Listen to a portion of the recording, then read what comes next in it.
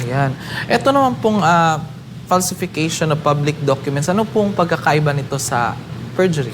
Ang perjury, falsification of a public document is different from perjury. In perjury kasi, false statement under oath.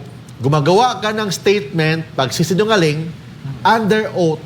Ibig sabihin, nagsumumpa ka na totoo yung pinagsasabi mo sa notary public or sa prosecutor. Yun ang tinatawag na perjury. False sworn statement under oath before a notary public, willful and deliberate na pagsisinungaling. Ang falsification of a public document, you are fabricating a document to make it appear to be truthful. Nag-fabricate ka ng dokumento, nagsasabi ka doon na peke, na mga pagsisinungaling, and you make it appear na totoo yun. Yun ang tinatawag na falsification of a public document. Fabrication of a document to make it appear to be truthful and authentic. Yun ang falsified document. Ibig sabihin, peke yung dokumento na yan, but you make it appear na totoo yun. Yun ang tinatawag na falsification of a public document.